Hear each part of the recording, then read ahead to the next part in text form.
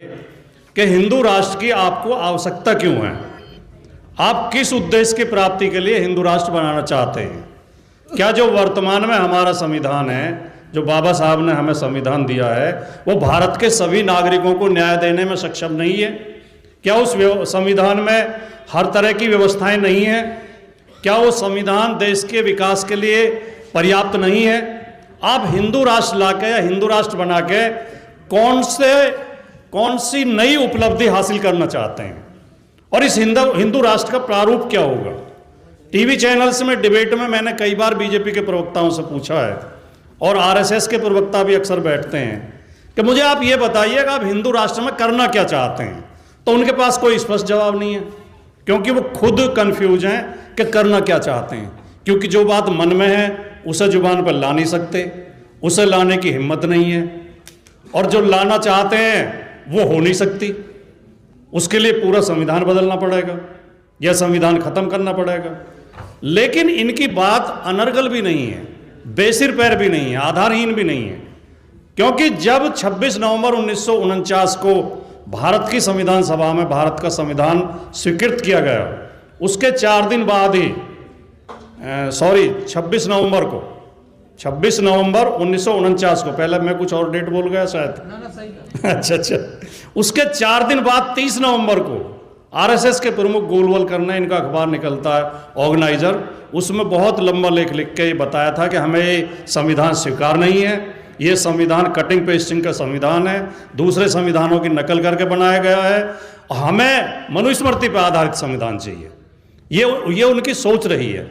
बीच बीच में आरएसएस के प्रमुख और भारतीय जनता पार्टी के नेता संविधान बदलने की बात करते रहे हैं, और अटल बिहारी वाजपेयी जी ने तो बाकायदा संविधान समीक्षा आयोग बना दिया था। तो ये लोग मनुस्मृति पर आधारित संविधान चाहते हैं, यानी कि, और एक बात और मैं इसमें जोड़ दूं, आपको भैया याद होगा, अभी पिछले सप्ताह ही देश के प्रधानमंत्री श्री नरेंद्र मोदी जी ने एक भाषण में कहा था कि जो ये थे अपने जो लाए थे शिक्षा नीति मैकाले, कि मैकाले ने 1935 में नई शिक्षा नीति लागू की थी, 2035 में हम मैकाले को इस देश से बाहर कर देंगे, मैकाले को पूरी तरह नेस्तनाबूद कर देंगे। तो मैकाले की शिक्षा नीति क्या लेके आई थी, या बाबा साहब का संविधान हमें क्या देता है, ये किस चीज को खत्म करना चाहते हैं? मैकाले की नई शिक्षा नीति ने इस देश में पहली बार ये व्यवस्था दी थी कि हर भारत के हर नागरिक को, हर बच्चे को शिक्षा प्राप्त करने का अधिकार है। और मनुस्मृति कहती है कि केवल ब्राह्मण वर्ग को ही शिक्षा देने और शिक्षा लेने का अधिकार है। शूद्र वर्ग को ना नए कपड़े पहनने का अधिकार है, ना पक्के मकान में रहने का अधिकार है, ना अच्छे बर्तनों में खाना खाने का अधिकार है, ना बराबर में बैठने का अधिकार है, ना किसी धर्म ग्रंथ को सुनने या पढ़ने का अधिकार है। ये इस तरह का हिंदू राष्ट्र ये चाहते हैं। कुछ लोग कहते हैं कि मनुस्मृति कर्म के आधार पर वर्ण विभाजन करती है। नो, वर्ण के आधार पर कर्म का विभाजन करती है। मनुस्मृति में साफ लिखा हुआ है कि कोई भी शूद्र अपने उसके लिए निर्धारित कर्मों से अलग कर्म नहीं कर सकता, और उसमें साफ लिखा हुआ है जन्म के आधार पर ही जातिवाद शुरू हो जाता है, कर्म करने का तो मौका ही नहीं देते। शुरू में बच्चे का जन्म होते ही अगर नामकरण किया जाए तो नामकरण में ही लिखा हुआ है कि ब्राह्मण का नाम बुद्धि सूचक शब्द से, वैश्य का नाम धन सूचक शब्द से, क्षत्रिय का नाम बल सूचक शब्द से, और शूद्र का नाम निंदा सूचक शब्द से शुरू होना चाहिए।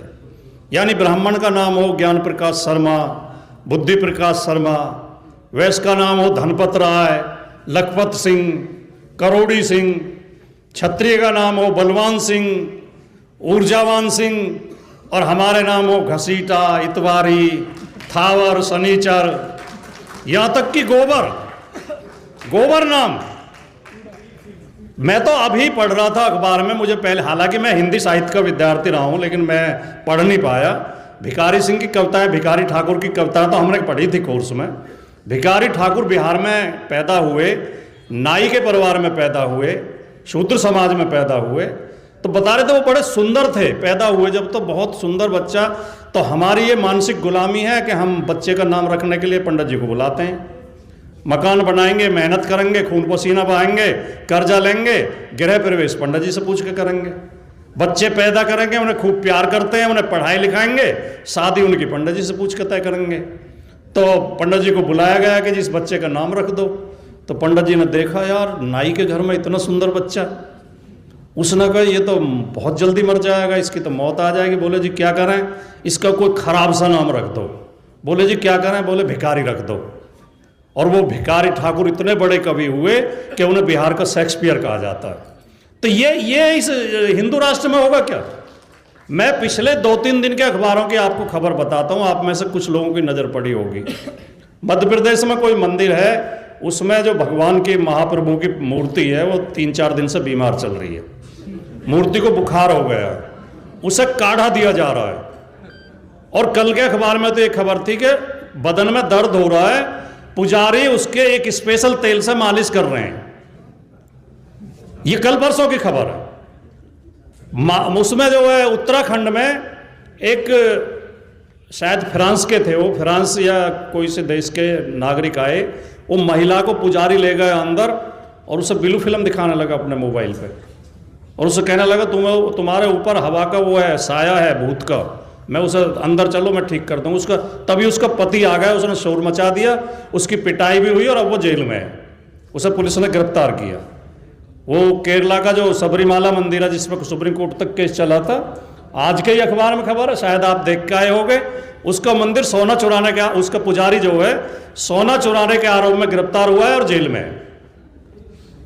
और एक वो है, असल में ये बात मैं इसलिए कह रहा हूं, ये इसी विषय से संबंधित हैं कि देखिए मनुष्य एक बौद्धिक पशु है। मनुष्य में और पशु में और कोई अंतर नहीं है। उसी तरह हम सांस लेते हैं पशुओं की तरह, उसी तरह जीते हैं, उसी तरह खून है, मांस है, हड्डी है, उसी तरह खाते हैं, शौच करते हैं, बच्चे पैदा करते हैं, सब काम करते हैं। मनुष्य के पास केवल एक विशेषता है कि इसके पास बुद्धि है।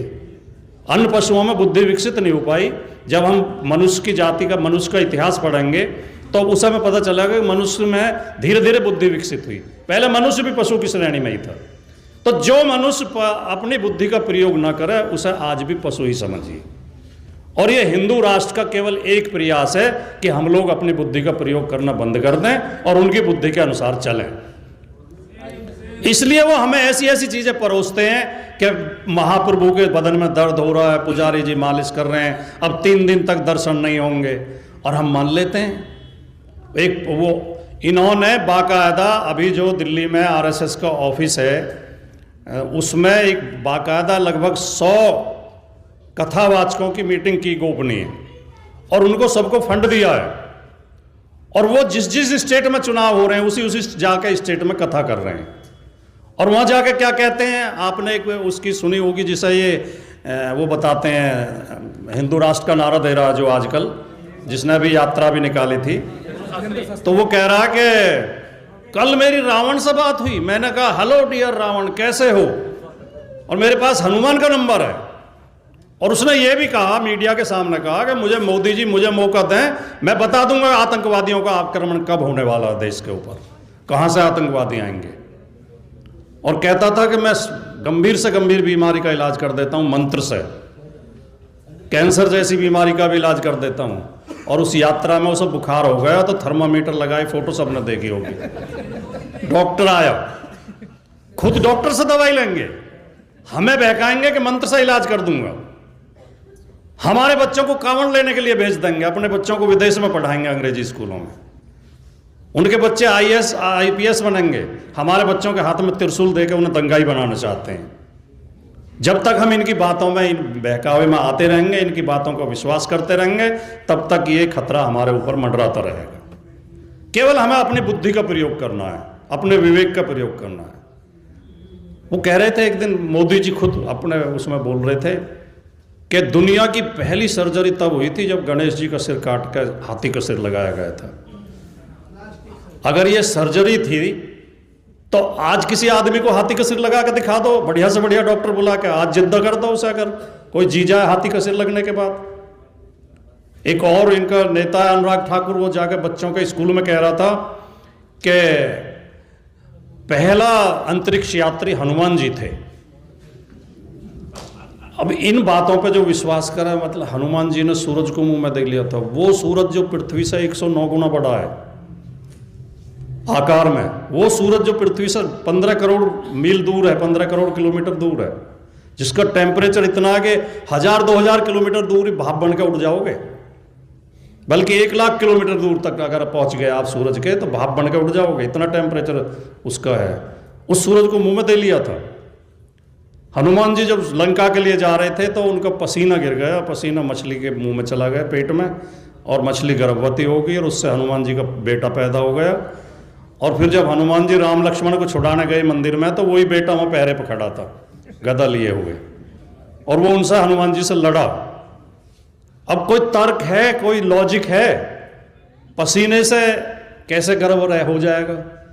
फिर बंदर के पसीने से मछली गर्भवती कैसे हो जाएगी? फिर मछली के पेट से बंदर का बच्चा कैसे पैदा हो जाएगा? उसकी शक्ल भी हनुमान जैसी। तो हम जब तक, देखिए, इनकी सारी कहानियां काल्पनिक और झूठी हैं, और हमारे जो महापुरुष हैं वो सच्चे हैं, और उन्होंने व्यवहारिक हमारे आज के प्रयोग में आने वाले बातें हमारे लिए लिखी हैं। हम अपने महापुरुषों की अपने बच्चों के लिए लाभदायक बातों को अपनाते नहीं हैं। उनके फर्जी जो उन्होंने विद्वान बना रखे हैं, फर्जी किताबें लिख रखी हैं, उन फर्जी काल्पनिक कहानियों को हम सच्ची मान के उनके पीछे चल देते हैं। वरना तो जो इनका प्रयास है, ये चाहते हैं कि इस देश में शूद्रों के सब अधिकार छिने, शूद्रों की शिक्षा छिने, महिलाओं के सब अधिकार छिने। ये जितने विरोधी शूद्र समाज के हैं उतने ही महिलाओं के भी हैं, महिलाएं चाहे किसी भी जाति की हों। रामचरितमानस में तुलसीदास जी ने राम के मुंह से कहलवाया है कि महाविरष्ट चली फूट की यारी, जो स्वतंत्र होए बिगड़े नारी। यानी कि बारिश का पानी ऐसे फूट कर निकल रहा है जैसे आजाद होने पर स्त्रियां बिगड़ जाती हैं। ये कहां से आया? ये मनुस्मृति से आया है। मनुस्मृति में लिखा हुआ है कि स्त्री को कभी भी स्वतंत्र नहीं छोड़ना चाहिए। उसे बाल्यावस्था में पिता के अधीन, युवावस्था में पति के अधीन, और वृद्धावस्था में पुत्र के अधीन रहना चाहिए। स्वतंत्र होते ही स्त्रियां चरित्रहीन हो जाती हैं। और मनुस्मृति में यह भी लिखा हुआ है कि जिस तरह अग्नि मल को जलाने पे भी अपवित्र नहीं होती, पवित्र ही बनी रहती है, इसी तरह ब्राह्मण कितना ही कुकर्म करे वो कभी अपवित्र नहीं होता है, वो सदैव पूजनीय बना रहता है। वही तुलसीदास जी ने लिखा है उसमें कि पूजिए विप्रशील गुणहीना, शूद्र न गुणगण ज्ञान प्रवीणा। तो वो फिल्म थी नहीं उसकी, सनी देओल की, बॉर्डर ही थी नहीं जिसमें हैंडपंप उखाड़ देता। अच्छा, गदर। मैं कम देखता हूँ। उसमें कहते हैं, वो बुलवाते हैं उससे कि बोल पाकिस्तान जिंदाबाद, उसने कि पाकिस्तान जिंदाबाद, वो बोल कुछ और बुलवाते, फिर कहते हैं बोल हिंदुस्तान मुर्दाबाद। तो इस बात पे हैंडपंप उखाड़ लेता है कि तुम्हारा पाकिस्तान जिंदाबाद रहा, हमें कोई दिक्कत नहीं है, लेकिन हमारा हिंदुस्तान कैसे मुर्दाबाद हो जाएगा। तो भैया तुम अपने गुणहीन को पुजवा लो, चलो मान लिया, लेकिन हमें यूं क्यों कह रहे हो कि नहीं, चाहे कितना ही गुणवान हो, पूज्य विप्रशील गुणहीना, शूद्र ने गुणगण ज्ञान प्रवीणा। तो दूसरी बात पे तो हैंडपंप उखड़ जाना चाहिए, ये समझ लो बात। तो मैं, क्योंकि समय बहुत ज़्यादा हो गया और मैंने जो मेरा टाइमर बता रहा कि मैं 14 मिनट बोल चुका, मैंने जज साहब से कहा था कि 10 मिनट बोलूँगा, हालांकि वो कह रहे थे आप आधा घंटा बोलो, लेकिन कभी जो है किसी अवसर का दुरुपयोग नहीं करना चाहिए। आप सम्मान दे रहे थे, इसका मतलब ये नहीं है कि मैं उसका दुरुपयोग करूं।